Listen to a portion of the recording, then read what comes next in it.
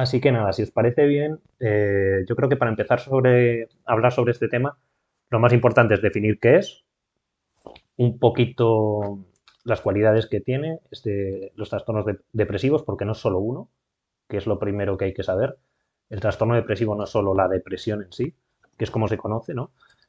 Son varios trastornos y como os he dicho, vamos a ver dos. Bueno, empezando por lo que es la depresión, la podríamos definir pues como un trastorno mental que se caracteriza principalmente pues por un bajo estado de ánimo, por una baja autoestima, por un desinterés hacia las cosas. Tiene muchísimos síntomas, pero muchísimos.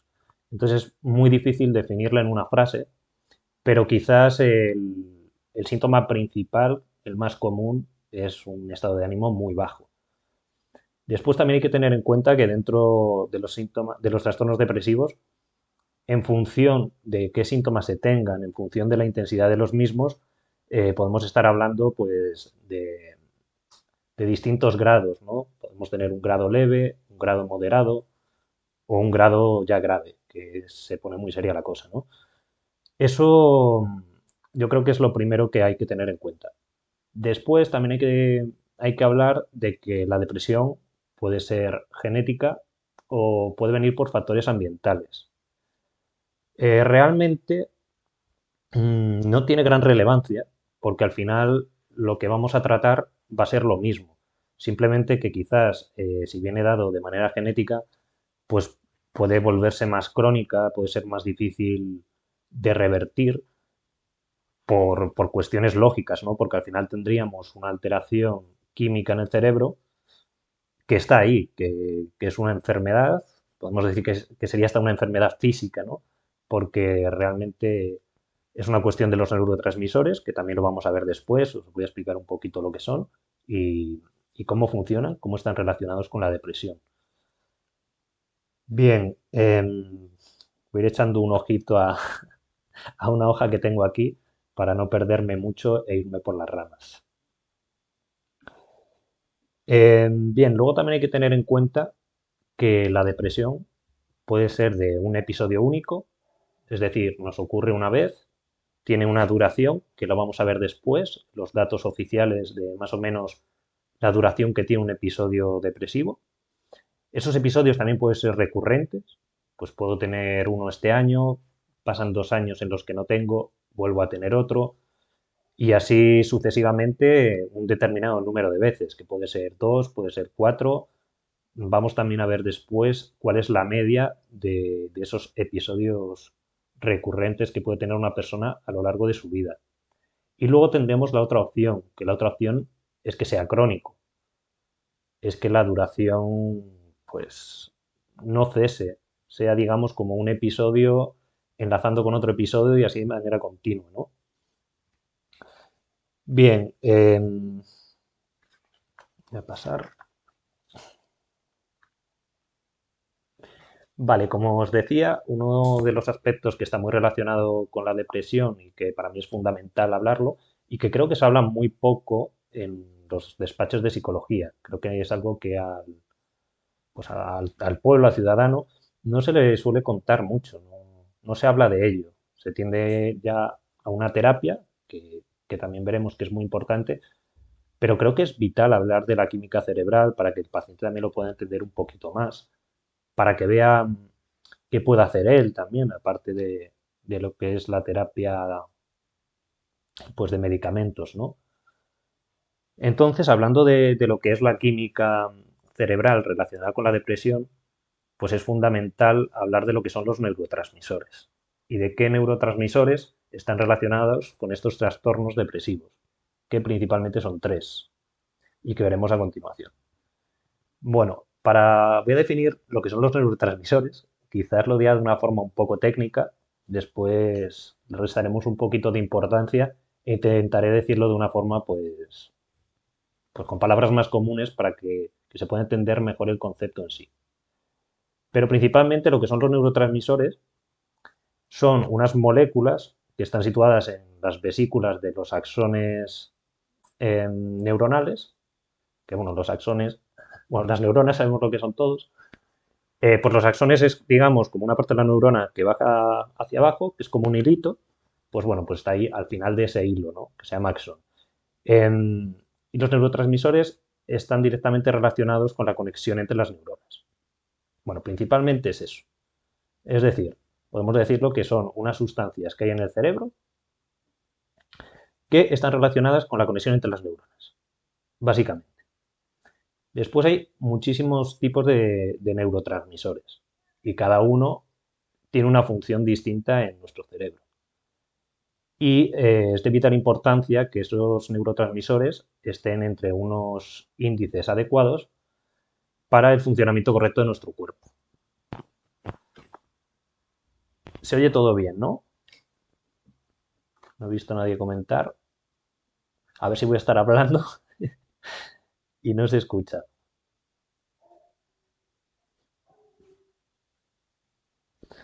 Majo Ramos, conocer tu herencia genética puede ayudar a prevenir. ¿Se puede prevenir la aparición de la depresión mayor? Claro, esto es uno de los temas que quería decir, porque todo, ok, vale. Uno puede tener una predisposición genética, es decir, que por herencia genética, pues digamos, mi padre tuvo un trastorno depresivo, mi abuelo también, tengo una predisposición a tener un trastorno depresivo, vale. Que tengas la predisposición a tenerlo no implica que lo vayas a tener. Y es una de las cosas que quería mencionar. Os he dicho que, bueno, que puede ser que venga de manera genética o de manera ambiental. Pero es que para mí, personalmente, y creo que en esto está casi todo el mundo de acuerdo, que se dedica a estos temas, es que no se puede separar del todo lo que es la parte genética y ambiental.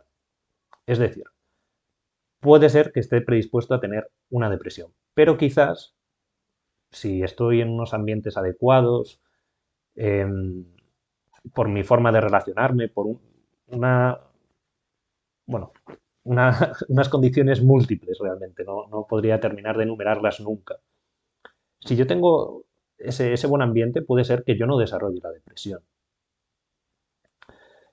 Porque hay muchísimas maneras de gestionar, digamos, las alteraciones que esa genética puede provocar en nuestro cerebro. Entonces, aunque uno tenga esa predisposición, no debe quedarse con que va a tener depresión sí o sí. Puede ser que no. Y uno, a su vez, también puede ser que no tenga esa predisposición y que acabe generando una depresión. Pues os digo que para mí no hay que separar nunca lo que es la genética y el ambiente. Y en cuanto a prevenir la aparición de la depresión mayor o no mayor, pues bueno, al final es un poquito lo de siempre. Hábitos de vida saludable, pues puede ser un poquito de deporte, siempre va a venir bien, comer sano, dormir bien. Toda esta serie de cuestiones siempre van a afectar de manera positiva, tengamos la depresión o no la tengamos. O sea, tanto para prevenirla como para intentar reducir un poquito el impacto que tiene sobre nosotros. Luego, evidentemente, va a influir el grado de depresión que tengamos, si es leve, si es moderado o si es grave. Sobre todo si es leve, va a tener más impacto todas estas cuestiones que estaba mencionando. Bien, nos habíamos quedado en el tema de los neurotransmisores. Bien, pues hay tres neurotransmisores que están directamente relacionados con los trastornos depresivos. Uno es la serotonina, perdón, que está relacionada con bastantes cosas, el sueño, la vigilia, el apetito, la conducta. Yo diría que es el neurotransmisor más importante relacionado con esta serie de trastornos. También incluso afecta en la conducta sexual. Bueno, es muy importante, muy importante. Bien, después tenemos lo que se conoce como la noradrenalina, que es otro neurotransmisor y que principalmente está relacionado con el estrés. Es decir, la noradrenalina, digamos que en nuestro cerebro se produce estrés cuando estamos en una serie de condiciones en las que tenemos que emitir una respuesta, ¿no? El otro día en el directo pusimos el ejemplo de bueno, pues estar frente a un león, ¿no? pues ahí se produciría un aumento del estrés que sería de forma adaptativa, de forma de supervivencia. No sería patológico ni nada de eso, es normal. Tener ciertas emociones, al igual que estar triste, puede ser normal, no tiene que ser patológico ni nada de eso. Entonces la noradrenalina está principalmente relacionada con el estrés. Y bueno, por último tendríamos lo que es la dopamina, que es la encargada, este neurotransmisor, de mantener el estado de alerta. Así que, bueno, estos tres neurotransmisores son los que, en función de si están dentro de los índices adecuados o hay una alteración en ellos, van a provocar en nosotros síntomas depresivos. O a su vez, si de manera genética tenemos una alteración en estos neurotransmisores, esa alteración va a dar lugar a un trastorno depresivo. Es decir, que venga de parte genética o venga de parte ambiental, estos tres neurotransmisores están ahí. Y para sanarnos, para intentar mejorar nuestro estado, va a haber que hacer cambios en ellos. Y como antes había preguntado Majo, que qué se puede hacer para prevenir, pues bueno, pues el deporte y todo lo que he mencionado va a ayudar a mejorar los niveles de estos neurotransmisores y aparte en casos más graves donde hace falta medicación, pues ahí entran distintos medicamentos que son los antidepresivos, los ansiolíticos. Bueno, si hay que regular el sueño, pues también entrarían los, que me salga ahora, los hipnóticos, o bueno, y si hay tintes psicóticos, entrarían hasta los antipsicóticos. Bien, pues eso en cuanto a los neurotransmisores, un poquito de la química cerebral, que es muchísimo más amplia, pero que no me voy a adentrar más en ella porque si no vais a acabar de mí hasta las narices, ya os lo digo.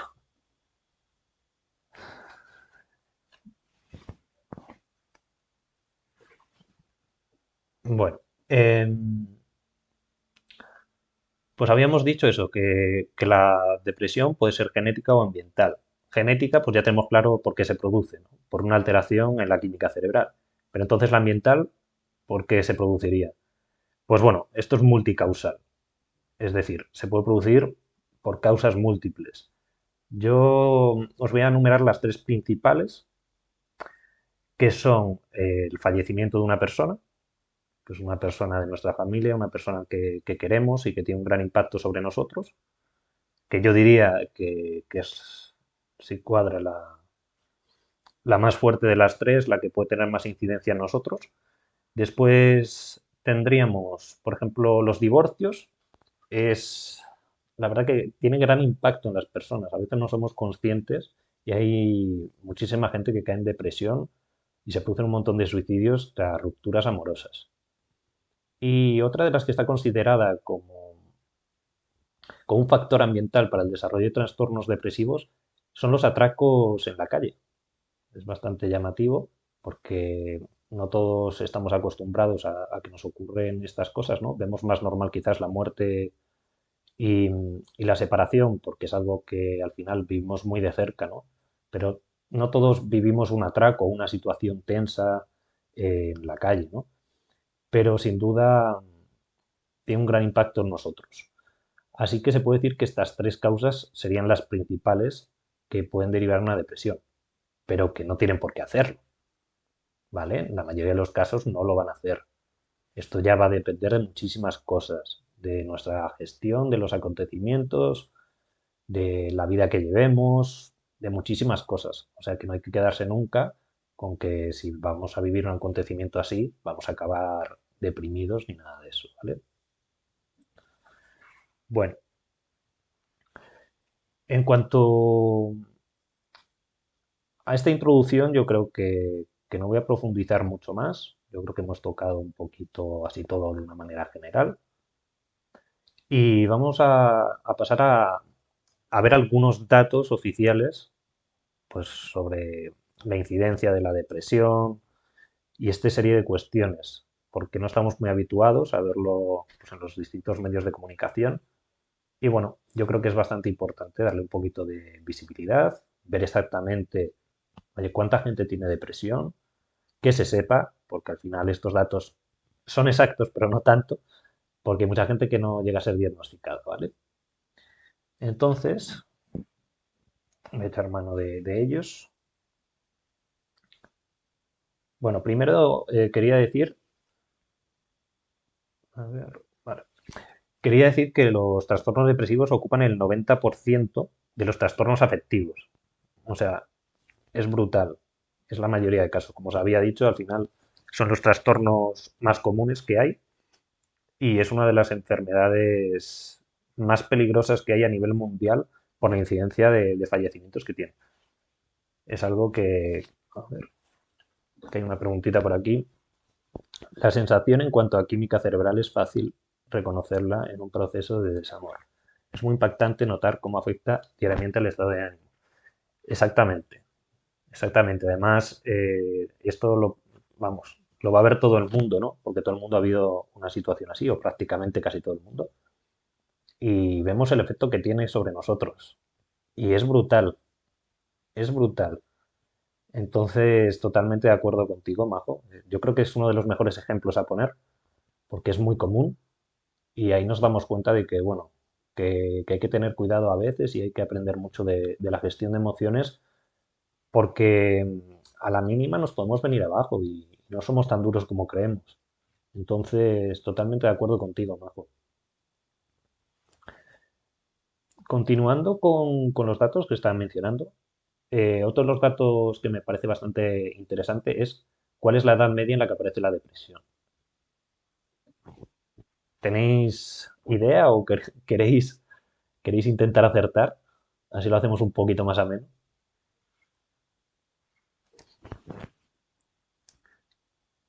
Totalmente, Majo, y la necesidad de muchas personas de hacer deporte y cuidarse. Es lo que mencionaba antes, al final son aspectos que es que son buenos para todo, son buenos para la estabilidad mental, pero también para el cuerpo en general. Así que yo creo que son cositas que siempre deberíamos hacer, pero que bueno, que no es tan fácil. No voy a ser a dar yo ejemplo de eso porque la verdad es que no soy el más apropiado. Jolly dice de 30 a 35. ¿Alguien más quiere decir? ¿A qué edad aparece? ¿A qué edad media? María nos dice en la adolescencia. A Majo no le dejamos participar porque ha estudiado psicología. La dejamos apartada en este caso.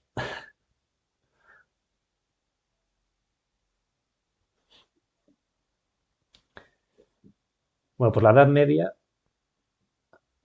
Uy, Majo, Majo, que vas a quedar mal, ¿eh?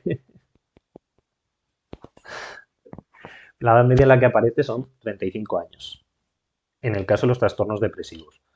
Eh, María nos ha dicho en la adolescencia y y en la adolescencia aparecen muchos trastornos, pero no particularmente los trastornos depresivos. Suelen ser más trastornos, pues por ejemplo el bipolar y esta serie de cuestiones que aparecen a una edad más temprana. Pero hay que recordar que hay muchísima gente, hay que dar juego. Así es, Majo, muchas gracias. Hay que recordar que mucha gente desarrolla depresión en unas edades muy tardías. Hay mucha gente que está en la tercera edad y desarrolla ahí depresión. Entonces, al final, hay que tener en cuenta que eso va a subir la media. No es normal que una persona sea diagnosticada, por ejemplo, con un trastorno bipolar a los 70 años. Entonces, la media es bastante más baja. Bien, ese me parecía un dato bastante relevante. Así que el premio, en este caso, se lo damos a Jolly, que ha dicho de 30 a 35. Muy bien, Jolly. Bueno, otro dato muy llamativo, la prevalencia vital. Esto quiere decir el número de personas que desarrollan la enfermedad a lo largo de su vida. En este caso, el dato es de España, ¿vale? Y va en porcentaje. Y el porcentaje, si alguien quiere jugársela también, ¿qué porcentaje creéis de la población española desarrolla un trastorno depresivo a lo largo de su vida? No tiene que ser crónico, puede ser estar mal durante un mes.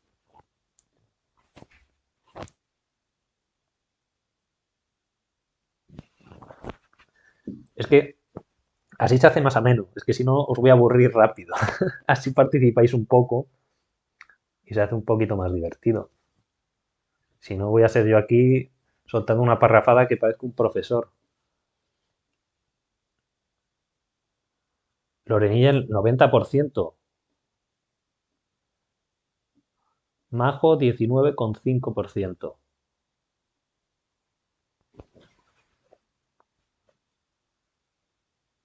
A ver si se anima Yoli, que vamos, que ha dado antes en la diana. Pero puede que esas personas que la desarrollan tan mayores es por algún problema que tengan, ¿no? A ver, a ver. Puede ser por muchísimas cosas. Puede ser que, como hemos dicho, 40% maca. Pues yo, le contestando a tu pregunta, eso puede ser por muchísimas cosas. Puede ser porque, por ejemplo, les fallezca un hijo. Al ser más mayor, pues vives muchísimas más cosas y es normal que por el ambiente en el que vives, pues al final esas desgracias te puedan derivar en un trastorno depresivo en este caso, ¿no? Pero se puede producir depresión por múltiples cosas, incluso por el consumo de medicamentos, que es algo que no se suele mencionar mucho. Y claro, ahí también entra el factor de que las personas mayores toman muchísimo más medicamento que las personas jóvenes. O sea que esto también podría ser una causa. Como os he dicho antes, al final el tema este de las causas es, es prácticamente imposible de saberlo, a no ser que sea un acontecimiento exacto, como os he dicho antes, la muerte de una persona o algo así. Pero generalmente es muy difícil encontrar la causa de una depresión. Suele ser multicausal realmente. Bien, pues el porcentaje que va a desarrollar al final un trastorno depresivo en España es el 14%. En este caso, el premio va para Majo. Enhorabuena, Majo. Y a lo largo del año, la prevalencia, o sea, el mismo caso, el número de personas que van a desarrollar la enfermedad, en este caso también en España, a lo largo de un año, también en porcentaje, es del 4%, ¿vale? Bien, tengo por aquí algún dato más que también me ha parecido bastante interesante. Por ejemplo, me he pasado. Venimos a jugar, Jolly. Hemos venido a jugar, no te preocupes. Otro de las cosas que me parecía muy interesante es el número de episodios depresivos que va a tener una persona a lo largo de su vida. Pues en este caso sería de 4 o 5. Es decir, esa es la media. Una persona que tenga un episodio depresivo, lo más lógico es que vuelva a tener otro episodio depresivo, situando la media en 4 o 5. Esto es muy común. Eh, esta serie de episodios no quiere decir que, pues bueno, que tengan que pasar 10 años para desarrollar otro, no. Puedes desarrollar distintos episodios depresivos pues en un periodo de corto, no tan, un periodo de tiempo no tan largo, ¿no? O sea, no implica que una persona por tener depresión con 18 años pues vaya a estar toda su vida con episodios depresivos cada 5 años, no. Puede ser que a lo mejor esté mal de 18 a 23, mm, puede ser que no, puede ser que tenga un episodio depresivo y se quede ahí la cosa. Al final esto es una media. Las medias lo que tienen que, bueno, son muy interesantes, pero al final cuando lo llevas a un individuo único es difícil saber lo que va a ocurrir. Bien, otra de las cosas llamativas que me parece es cuál es la duración media de un episodio depresivo. Esto, venga, esta la voy a dejar que os mojéis, a ver quién la acierta. En meses, ¿cuántos meses dura un episodio depresivo en una persona, como media?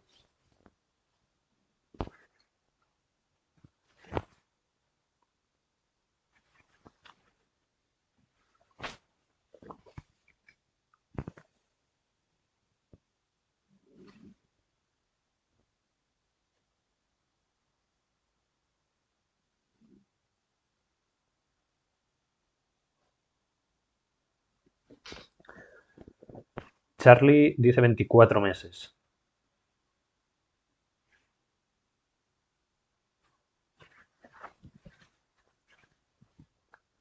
Maca 9 meses.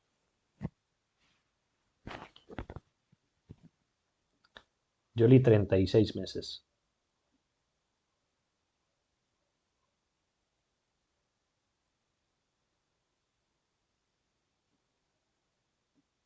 Vamos a esperar a ver si Marian o Majo se quieren mojar.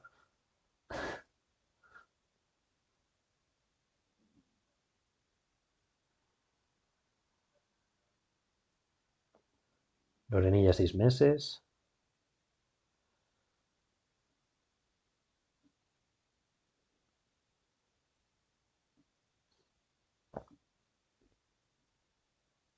12 y una de cada. Marian, me refiero cuando una persona tiene un episodio depresivo, ¿vale? ¿Cuánto tiempo es la media que dura? O sea, ¿durante cuántos meses esa persona va a estar con ese episodio como media? Majo, no he entendido lo de 12 y una de cada. Y una de cada. No he entendido bien eso, Majo.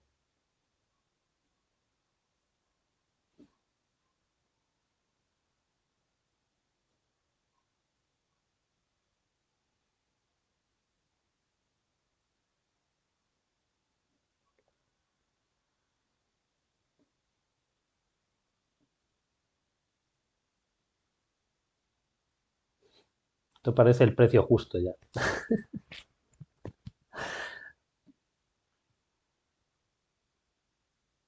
4 o 5. Bueno, pues la duración media son 8 meses. 8 meses la duración media de un episodio depresivo. ¿Vale? Y bueno, en cuanto a qué porcentaje de, de estos trastornos depresivos se vuelven crónicos, pues está situado entre el 10 y el 15%, ¿vale? Lo cual es un dato que hay que tener en cuenta también. El premio, a ver quién se lleva el premio. El premio se lo lleva Maca, ¿eh? Se lo ha llevado Maca el premio. Estoy repartiendo premios a todo el mundo. Bien, pues vamos a dejar de lado estos datos, luego voy a decir alguno más, pero ya relacionado con los dos trastornos que vamos a ver. Y nada, vamos a ir viendo estos dos trastornos. El primero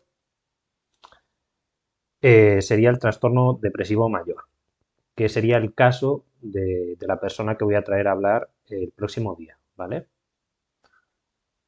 Bueno, en este caso el trastorno depresivo mayor puede ser un episodio único o un episodio recurrente. Y estos episodios tienen que durar al menos 2 semanas, que nos parece poco tiempo realmente, ¿no? 2 semanas, pero bueno, os aseguro que se hace bastante duro. Bien, las características del episodio depresivo mayor, pues es una tristeza intensa, pues un poquito las características que os había mencionado antes, ¿no? Em, va un poquito por ahí. También podemos mencionar lo que es la anedonia, que sería, pues bueno, esta falta de anticipación o esa falta de disfrute ante, pues, eh, me estoy liando bastante. Esta falta de disfrute o de anticipación ante, pues, cosas que deberían alegrarnos, ¿no? Pues cuando ocurre, por ejemplo, es nuestro cumpleaños, nos han regalado, vamos a sacarlo en un poquito, nos han regalado un coche y no nos alegramos, ¿no? Pues eso sería la anedonia y va bastante relacionado con lo que es el trastorno depresivo mayor, junto, como he mencionado antes, a una fuerte tristeza, que eso yo diría que es el síntoma clave de cualquier trastorno depresivo, ¿vale? Veremos a continuación que hay algunos donde la tristeza quizás es menor, pero también son más largos en el tiempo. Pero siempre hay algo que nos quita un poquito de alegría, ¿vale? Bien,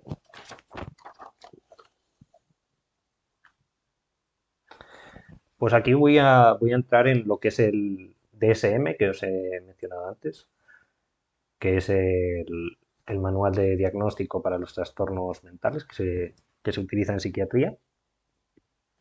Y bueno, os voy a mencionar lo que son los síntomas de este trastorno para que los tengáis en cuenta, pues si conocéis a alguna persona que está en una situación que creéis que puede estar mal, que puede tener algo de depresión o algo así, Pues bueno, os los digo para tenerlos en cuenta y creo que es muy importante poder identificarlos en los demás, ¿no? Porque a veces no sabemos exactamente lo que es la depresión y además, como tiene características que también se pueden tener sin que uno tenga depresión, eso es lo más complicado, ¿no? Es decir, a uno le puede fallecer un familiar y va a estar triste, es normal que esté triste, ¿no? Puede tener ansiedad, puede dormir mal. Todas estas características que pueden ser de un trastorno depresivo, claro, es muy difícil diferenciarlas de cuándo son patológicas y cuándo no lo son. Entonces, eso evidentemente tiene que hacer un psicólogo y lo primordial siempre es llevar a la persona a que la analice un psicólogo y si hace falta un psiquiatra, ¿no? Pero llegar a la conclusión de si eso es algo normal o no. Añadiría también la infravaloración y la sensación de no servir para nada. Sí, en eso vamos a entrar. Es que hay tantos síntomas. Ahora os voy a enumerar exactamente cómo vienen en el DSM, ¿vale? Y qué se necesita para que se diagnostique el trastorno depresivo mayor. Bien. También quería mencionar que, que este trastorno, o sea, dentro de este trastorno, lo que es el episodio, puede también darse en otras enfermedades mentales que no sean depresión, ¿vale? Bueno, para que se diagnostique el trastorno depresivo mayor, se tiene que dar lo siguiente, las siguientes características, ¿vale? Durante al menos 2 semanas, como os había mencionado. Bien, tenemos los siguientes síntomas, ¿vale? El primero, estado de ánimo deprimido. Bueno, creo que está bastante claro, ¿no? Pues bueno, tristeza, vacío, etcétera. Este es uno de los síntomas que se tienen que dar sí o sí para que la persona sea diagnosticada con este trastorno. Hola Karen, ¿qué tal? Y el segundo es disminución de placer e interés hacia cualquier cosa, básicamente. Pues bueno, este también es el segundo síntoma y también es necesario para diagnosticar el trastorno. O sea, tanto el uno como el 2 son necesarios para que esta persona sea diagnosticada. Después, ahora vamos a ver 5 más, 5 o 6, que bueno, se pueden tener o no tener. Y esto también es una de las cosas por las que es tan difícil diagnosticar a una persona, porque podemos ver a dos personas con el mismo trastorno y que tengan síntomas distintos. Pueden tener uno en común y tres distintos. Y claro, ves a una persona que, por ejemplo, a lo mejor no duerme, en cambio ves a otra que se queda dormida todo el rato, y eso no significa que sean dos cosas distintas, dos trastornos distintos. ¿Vale? Lo vamos a ver ahora. Bien, tenemos aumento y disminución de peso o de apetito. Esta también es bastante llamativa. No sé si conocéis alguna persona que haya pasado por algún trastorno depresivo. Si habéis visto pues que dice no, no me apetece comer, no, se me cierra el estómago. Bueno, pues sería este síntoma. Es bastante común, es muy común. Y también al revés, tener muchas ganas de comer, ¿vale? Después tenemos el insomnio e hiperinsomnio, ¿no? Pero que, bueno, sería o una o la otra. Insomnio ya sabéis lo que es, dificultad para dormir, ¿no? Y el hiperinsomnio es lo opuesto. Es que una persona está como somnolienta todo el rato, como que se queda dormida en cualquier sitio, está muy agotada.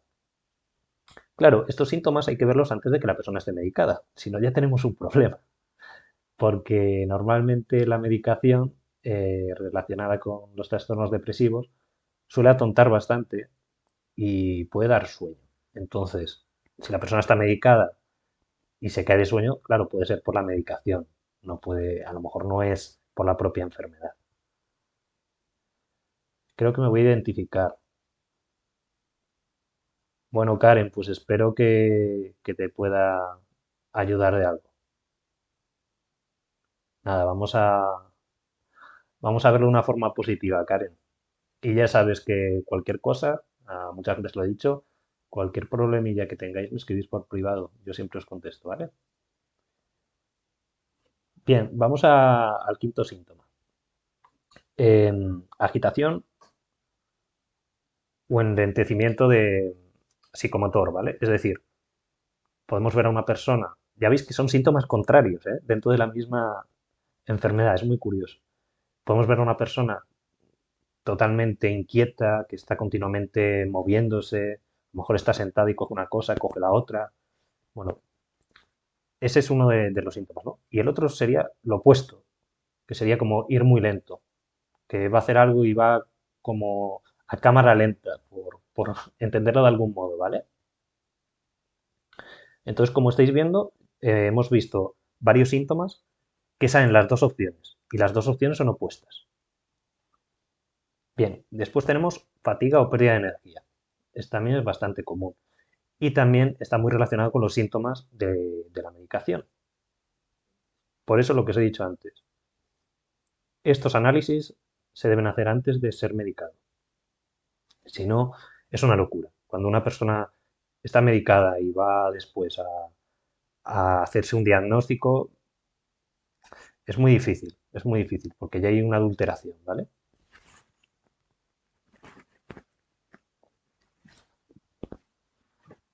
Son síntomas contrarios, pero en extremo ambos, exactamente, exactamente.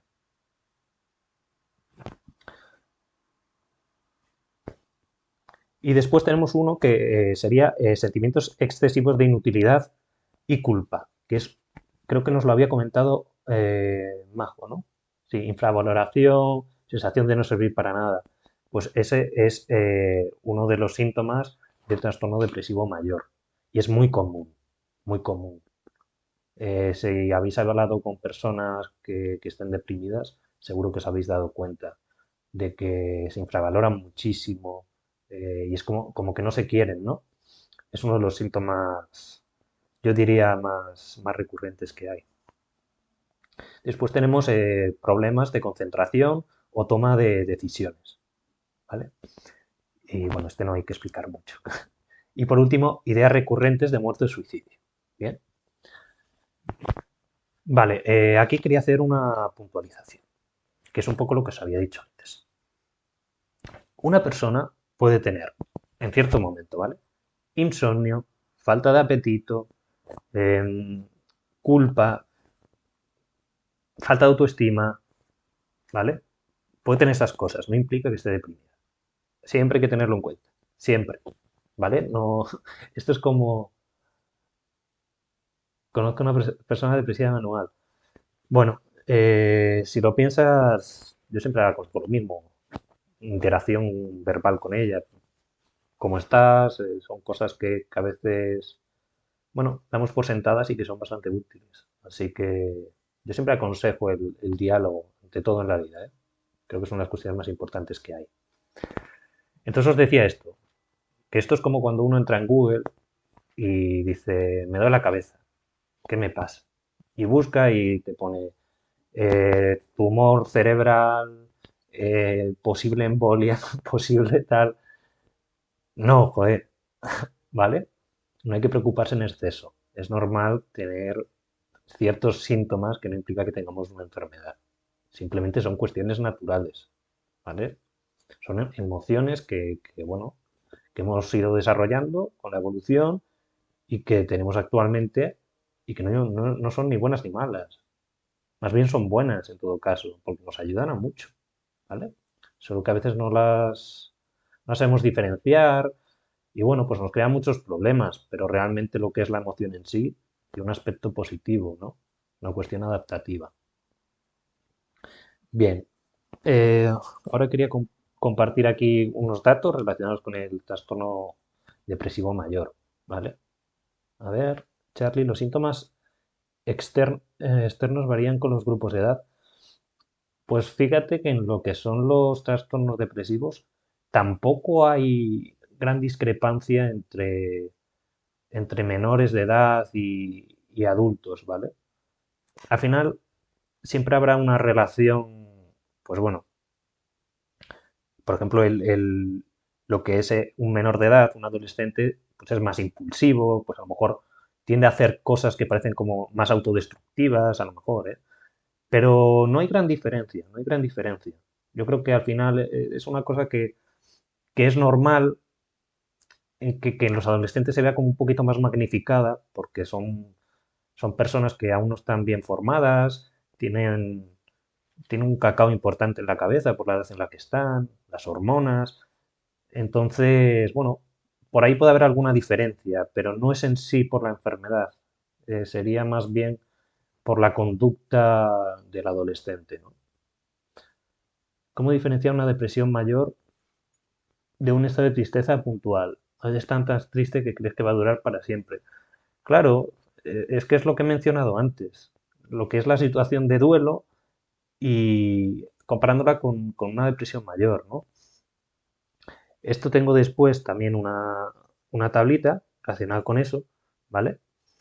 Por ejemplo, para hacerte un anticipo, la falta de autoestima, por ejemplo, estaría presente en la depresión, pero supuestamente, porque claro, esto es muy subjetivo, supuestamente no estaría presente en un estado de duelo, ¿vale?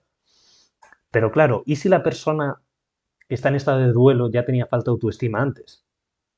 Por eso digo, es muy subjetivo a veces, ¿eh?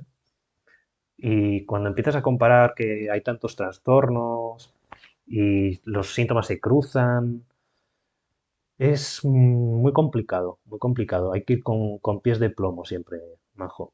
De nada, Carlos. Bien, lo que os iba a mencionar. Relacionado con el trastorno depresivo mayor, bueno, tengo una tabla por países, ¿vale? Para ver un poquito lo que es la prevalencia vital, que es lo que hemos visto antes, número de casos que se dan en un país a lo largo de la vida de las personas, y la prevalencia anual, o sea, cuántos casos hay cada año y en porcentajes, ¿vale? Pues, bueno, encumbrando esta tabla, que lo saben todos los países del mundo, ¿vale? Tenemos algunos europeos, Estados Unidos también, algunos sudamericanos, bueno. La lidera Francia. En Francia el 21% de las personas van a desarrollar un episodio depresivo mayor. El 21% es una brutalidad. A mí me parece una brutalidad. ¿Vale? Vamos a decir también, porque estaba por aquí Karen, Karen es mexicana, te voy a decir el dato de México.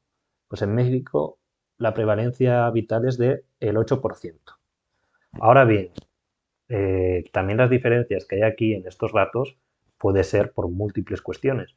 Puede ser porque en un país la gente vaya a menos psicólogo, haya menos oferta, o porque la sanidad pública no tenga tantos recursos.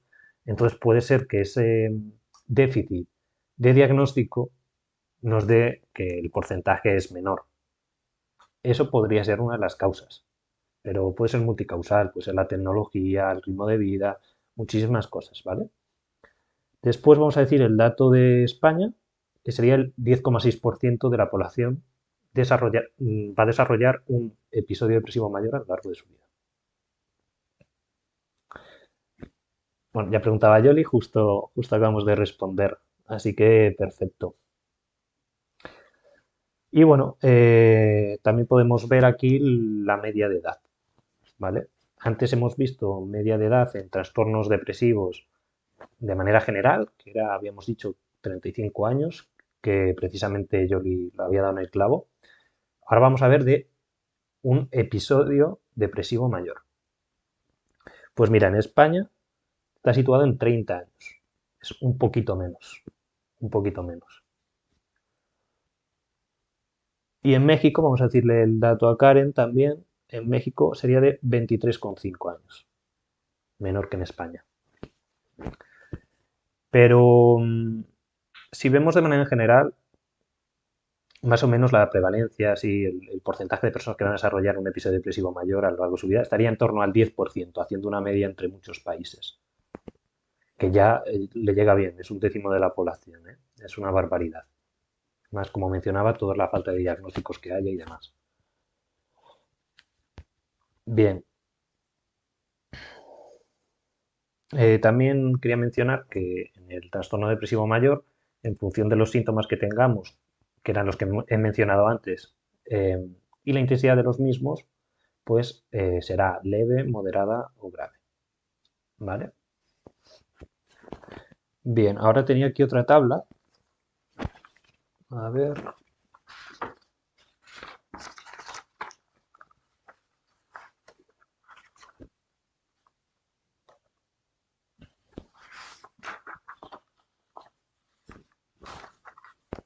perdonad.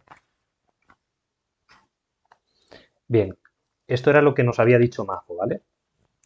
Majo nos ha dicho, oye, pero ¿cómo podemos distinguir lo que es una situación de duelo normal, una situación de tristeza puntual, pues por cualquier acontecimiento que hayamos tenido, o un trastorno depresivo? ¿Cómo se puede diferenciar uno de otro? Bien,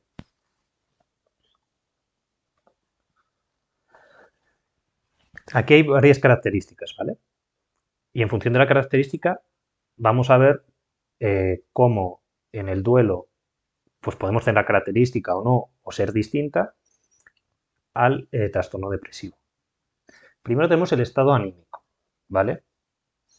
Esto lo hemos visto ya, cómo es el estado anímico en un trastorno depresivo. Hemos dicho, pues, tristeza o anedonia, que era lo que se había dicho, ¿vale? Em, que era esta falta de alegría ante situaciones positivas, ¿no? Bien, pues eso sería, ¿cómo sería el estado anímico de alguien depresivo? Y alguien en estado de duelo sería un sentimiento más como de pérdida o vacío, pero no sería una tristeza tan profunda, ¿vale? Y eso es normal, hay que ser conscientes de que es totalmente normal que ante un acontecimiento importante en nuestras vidas nos sintamos así, completamente normal, ¿vale? Después tenemos las emociones positivas. Una persona que está de duelo mantiene las emociones positivas. Es, o sea, aunque esté mal, esté triste, sí responde ante esos estímulos positivos de una manera mucho mucho más alta que una persona con un trastorno depresivo, ¿vale? Una persona que esté con un trastorno depresivo va a ser mucho más difícil de animar, mucho más difícil de poner un estímulo positivo y que reaccione con alegría, ¿vale? Esto también es otra de las causas de los síntomas que diferencian a uno y a otro. Y esta tabla es muy importante, porque nos va a ayudar mucho a distinguir la diferencia entre una cosa que es patológica y una cosa que no lo es. Después tenemos la baja autoestima, que era el ejemplo que le había puesto Yamajo. En el duelo, la baja autoestima no está presente. En el trastorno depresivo sí. Otra, bueno, esta es muy clara, ¿no? Ideas suicidas. En, en el duelo no suelen estar. En el trastorno depresivo sí. Que también pueden o no estarlo, ¿vale? En función de la gravedad siempre. Hay que tener muy en cuenta eso. Después, delirios de culpa, ruina o enfermedad. Están ausentes en el duelo y son posibles en el trastorno depresivo, ¿vale? Cambios psicomotores también. En el duelo uno puede tener posible agitación y en el trastorno depresivo, pues lo que hemos dicho antes. No puede tener enlentecimiento, ser más lento, etcétera, etcétera.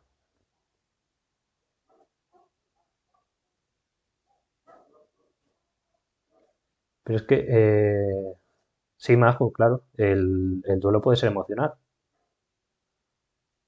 Claro que sí. O sea, una separación puede ser un duelo. No tienes por qué, no, o sea, no tiene que morir alguien para que sea un duelo. Si os he dado a entender eso, no. O sea, el duelo puede ser por múltiples causas.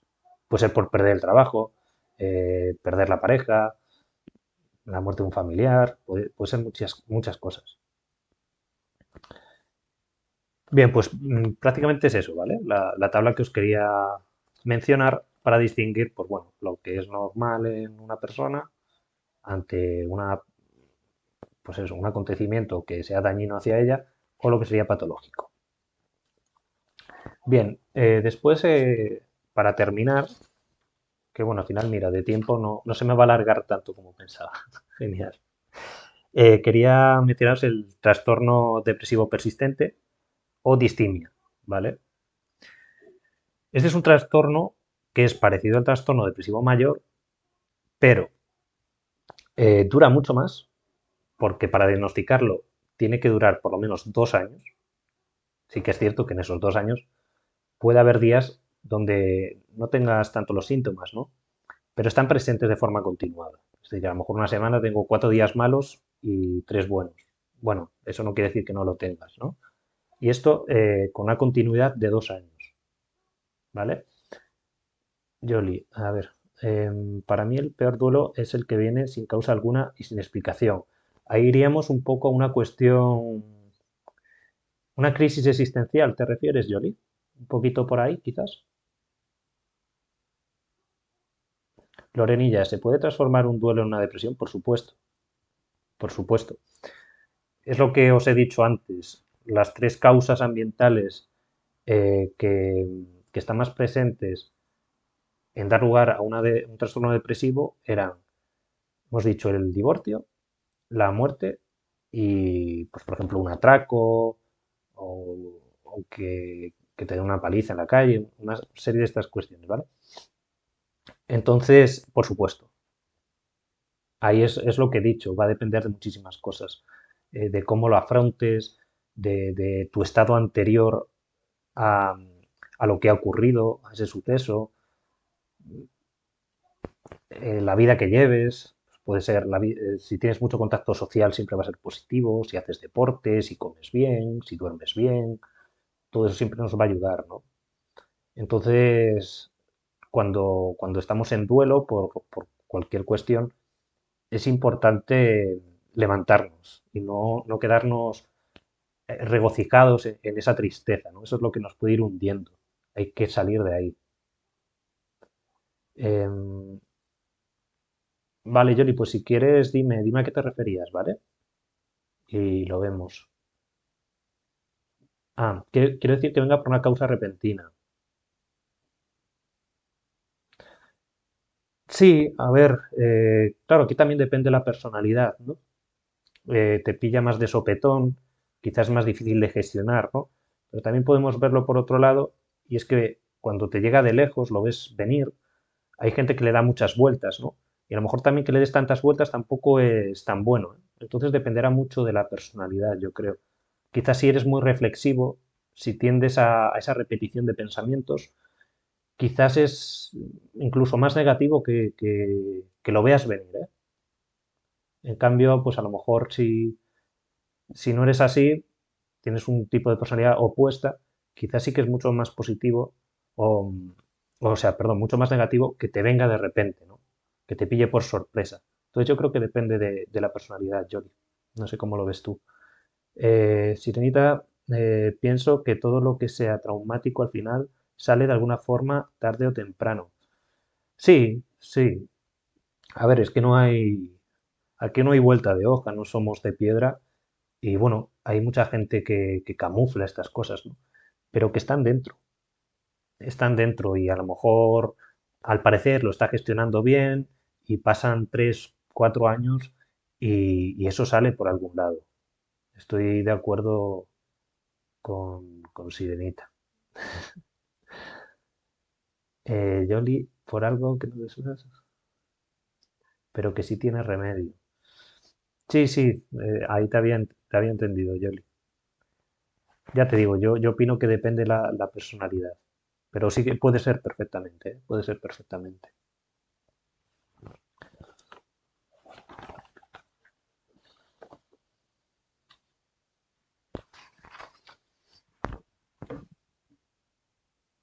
A ver si voy a esperar ahí un minutito, a ver si queréis decir algo más.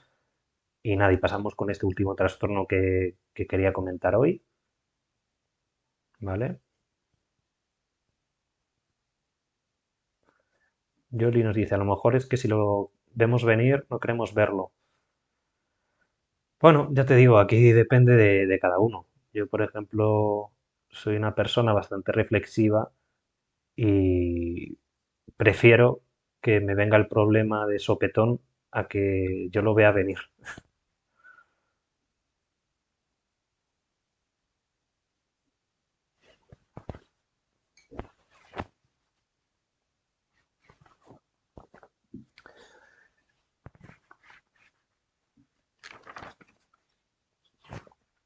Bueno, pues venga, vamos al último trastorno, ¿vale? Para no teneros aquí mucho más tiempo y que acabéis hasta las narices de mí. Era el trastorno depresivo recurrente o distimia, ¿vale? Quizás a lo mejor no es tan conocido como el otro, pero a mí me parece bastante importante tener en cuenta, ¿vale? Como os he dicho, tiene una duración de al menos 2 años de una manera continuada. Es un poquito menos intenso que el depresivo, pero hay que tener en cuenta que alargándose tanto en el tiempo se hace duro de llevar y claro, enlazar días y días así, al final, aunque sea menos intenso, es igual de duro, ¿vale?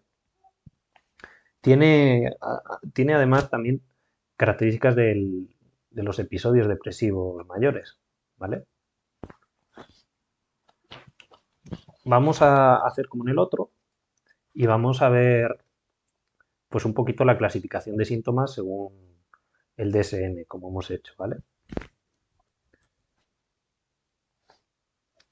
Bien, en este caso son 6 síntomas y se tiene que dar que la persona lleve 2 años así y se tienen que dar dos o más síntomas de los siguientes que voy a describir, ¿vale?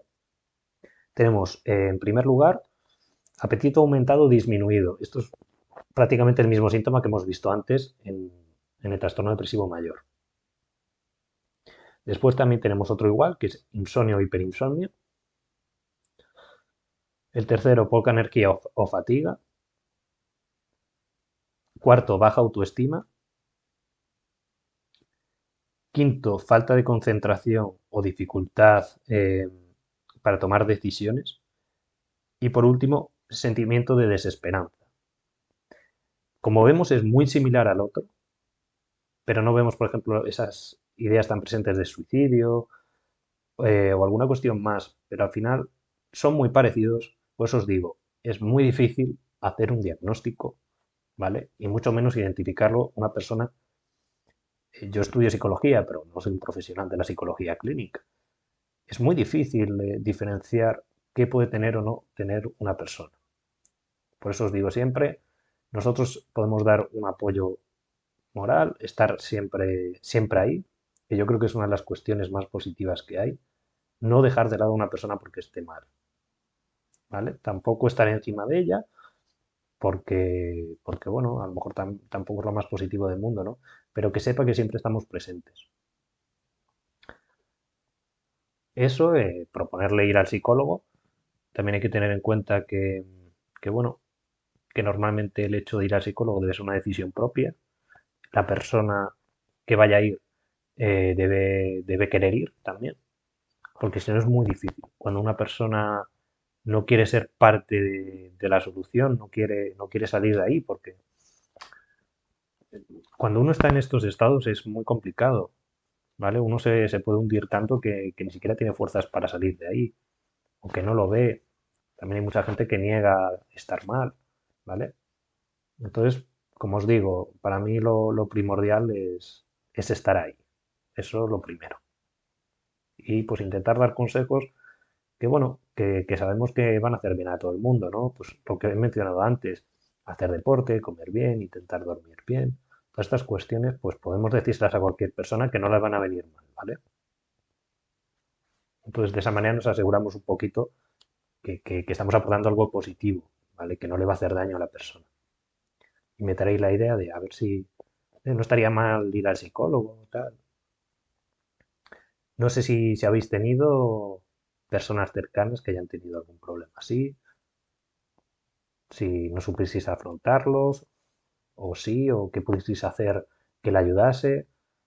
Si tenéis alguna idea, queréis decirlo por aquí, pues genial, porque yo creo que siempre va a ayudar, ¿no?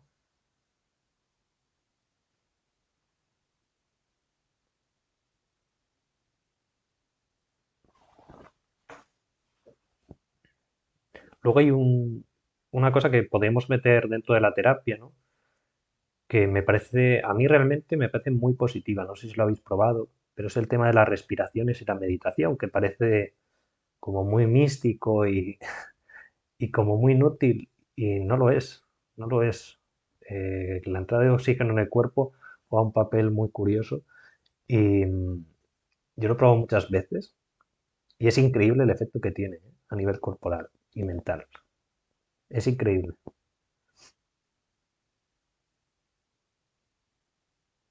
A ver, Majo nos dice, cuando lo sufre alguien a quien quieres, se siente mucha impotencia y es difícil estar a la altura de la ayuda que necesita.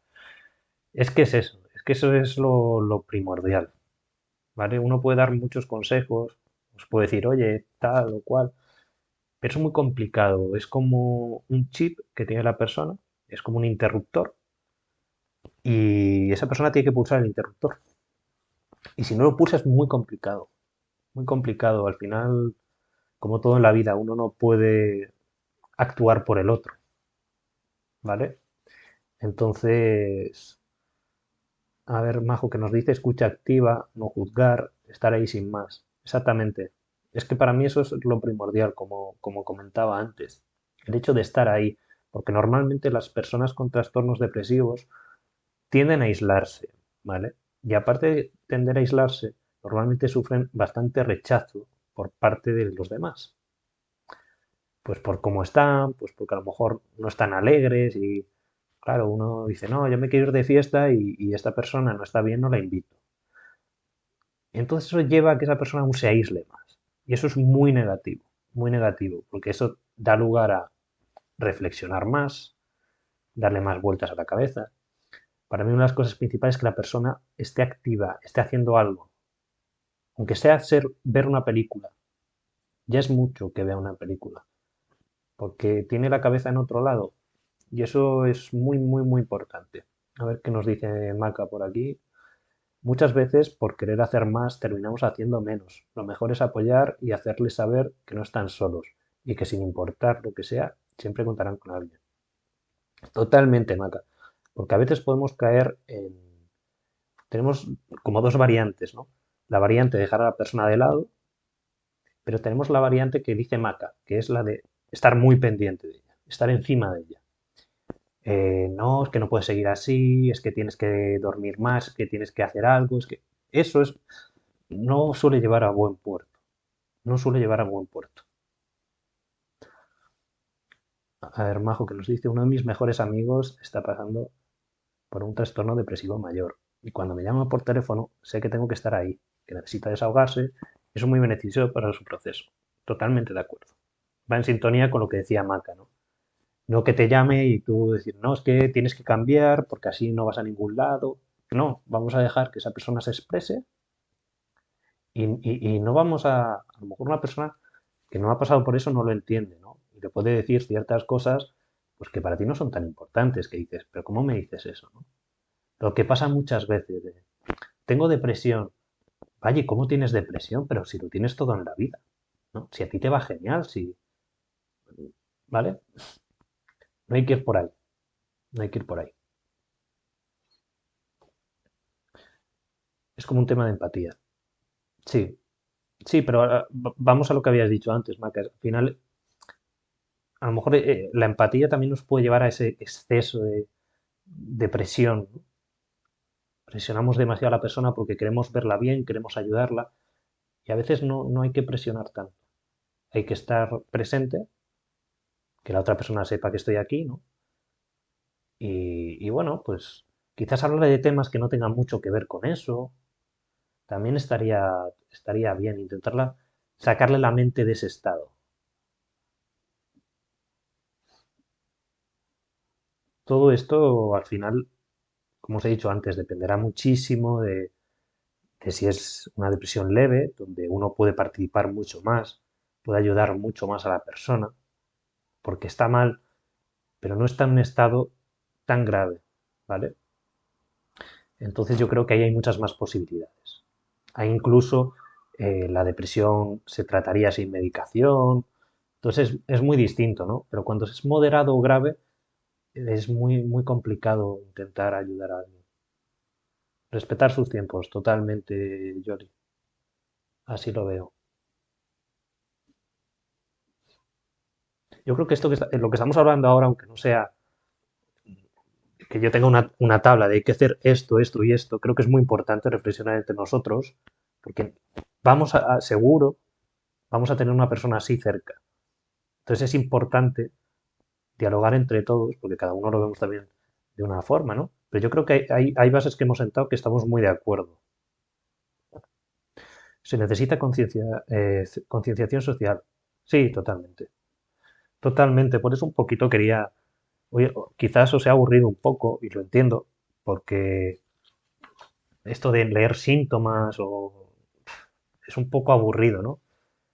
Pero es importante, ¿vale? Para darnos cuenta de que, oye, que esto es una enfermedad como cualquier otra, que al final es como tener diabetes, como tener una cardiopatía, lo que sea, es exactamente lo mismo, ¿vale? Tiene una química cerebral alterada, pues igual que el que tiene alterado el azúcar o el tiene una alteración en la sangre o lo que sea. Entonces hay que ser consciente de eso también.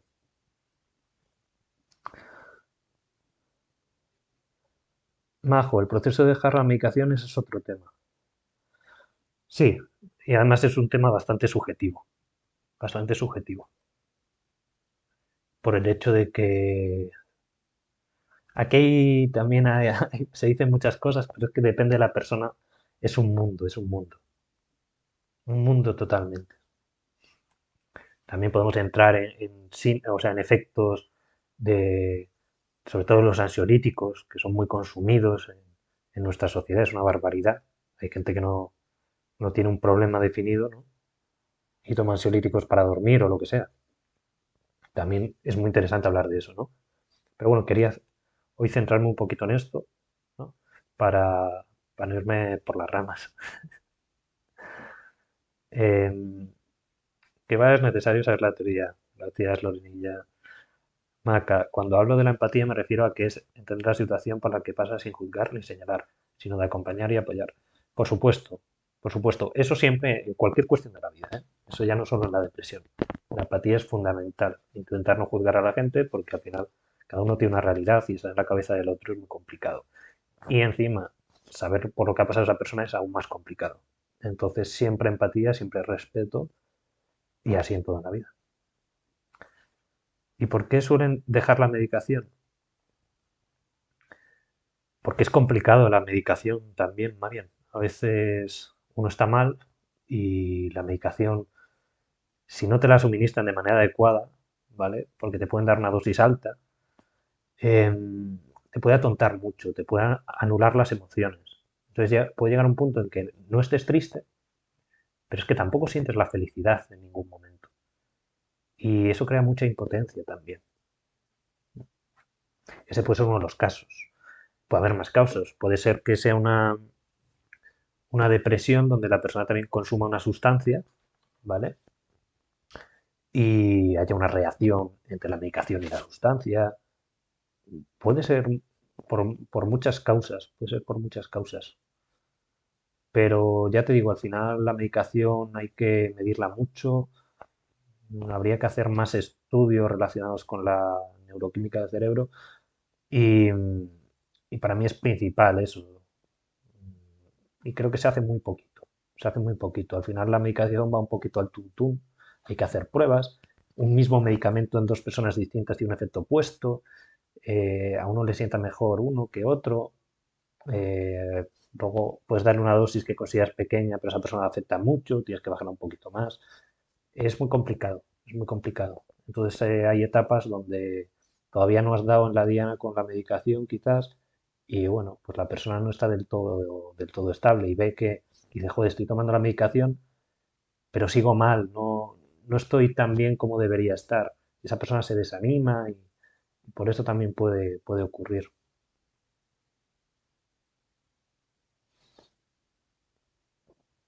Con el tema de la medicación hay que tener ciertas precauciones. Lo mejor es seguir las indicaciones del experto, que en este caso sería el psiquiatra. Sí, por supuesto, al final, como cualquier cosa, ¿no? Uno, por ejemplo, tiene problema de circulación, ¿no? Y le mandan Sintrón y dicen, tienes que tomarte una pastilla al día, no te tomes cinco. tienes que tomarte una. Solo que bueno, también hay que tener en cuenta la adicción que producen sobre todo los ansiolíticos. Entonces hay muchas veces que ocurre bueno, que la persona se vuelve un poquito adicta y pues consume más de la cuenta. A veces también puede ocurrir eso. Es un mundo el tema de la medicación. Se han dado tantas cosas para como medicamentos, ¿no? Que ahora mismo están prohibidas que claro, quién sabe, seguro que hay también más avances y sale otro tipo de medicación que pueda responder incluso mejor, ¿no? Pero bueno, sí que se considera que lo que es la medicación en la depresión tiene una buena respuesta, ¿eh? Hay en otras enfermedades mentales que no está tan bien considerada, pero particularmente la depresión sí que se considera que tiene buena respuesta, igual que la terapia psicológica.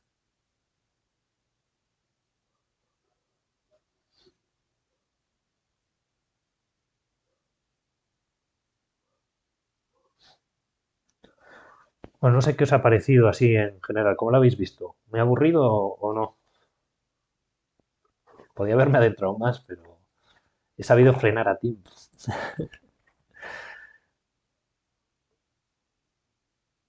Y nada, como os he dicho, he hablado con una persona con trastorno depresivo mayor, así que seguramente que vaya a hacer, no sé si en directo o un vídeo, pero lo subiré y nada, será hablando con una persona que nos cuente de una forma directa un poquito cómo ha sido su vida, cómo le ha parecido dicha enfermedad, qué síntomas ha tenido, de una manera personal, ¿no?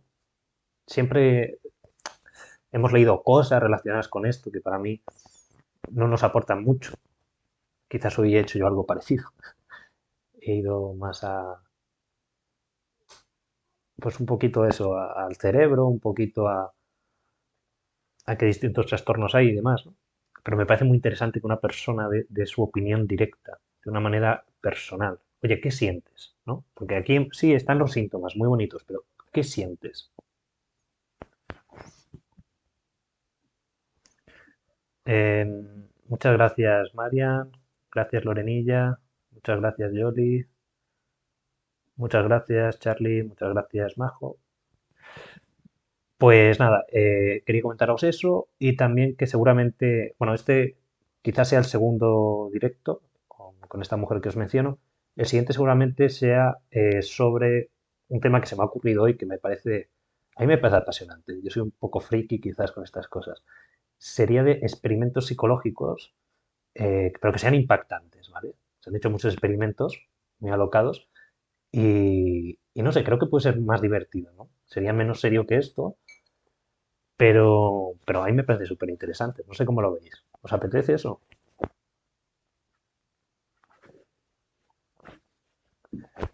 Pues muchas gracias, Marian. A ver, todo lo que se pueda aportar, pues genial. Al final es un contenido casi infinito, ¿no? Pero bueno, pasito a paso. Será un tema recurrente de todas formas, ¿eh? Este de la psicología.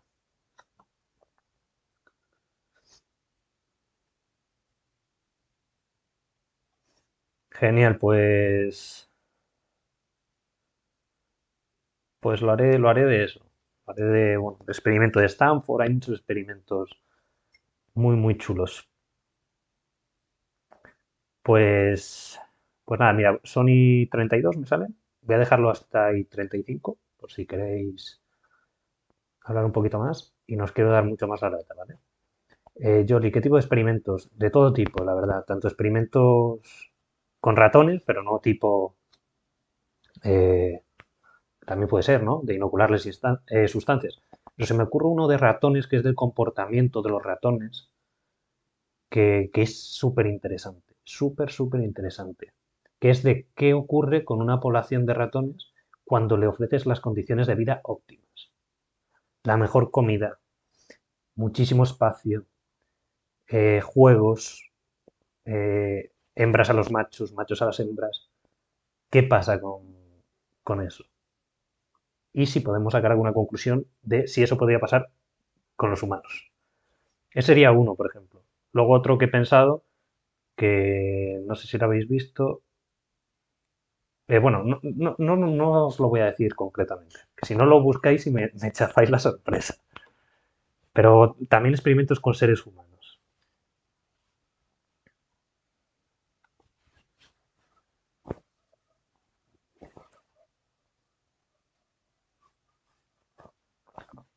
Y nada, antes de irme también quería daros las gracias, de verdad.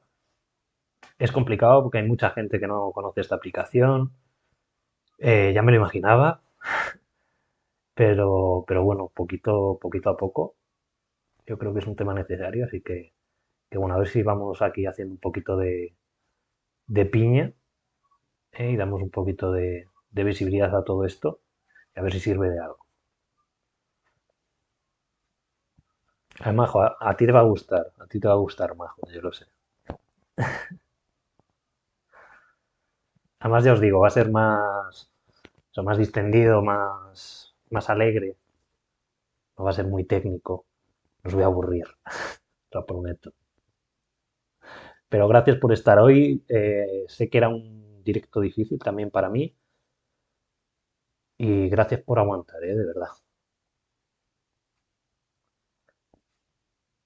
Así que nada, dejo un minutito más y me despido de vosotros, ¿vale?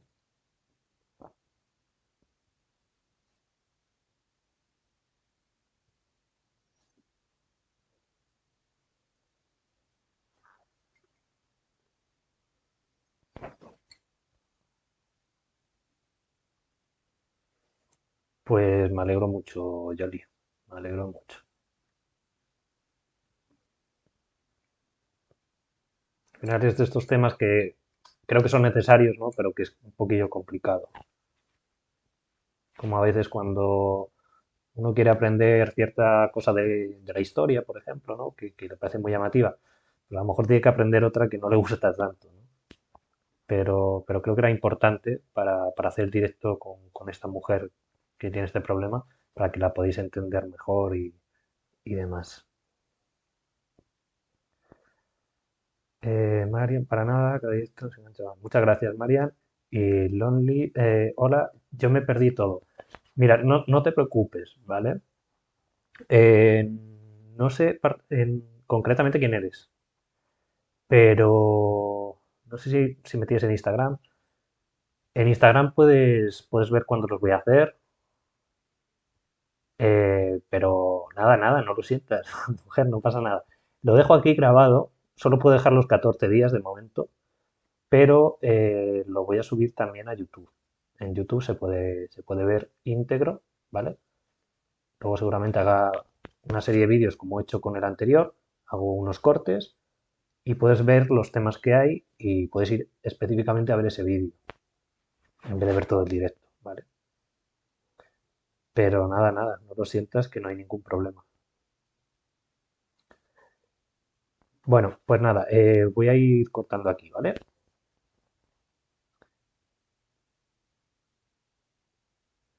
Sí, también, si te descargas la app en el móvil te avisa de los directos. Exactamente. De todas formas, eso, yo siempre aviso por Instagram y nada, no te preocupes que puedes verlo cuando quieras, ¿vale? Y nada, muchísimas gracias por pasarte. Pues nada, me despido de todos vosotros. Muchísimas gracias por estar, ¿vale? Espero contar con vosotros el próximo día. Y de verdad, yo me lo paso muy bien, me siento muy cómodo, a veces me trabo, a veces tal, pero al final es normal. Es todo, no tengo todo el texto para leerlo, como en la televisión, ¿no?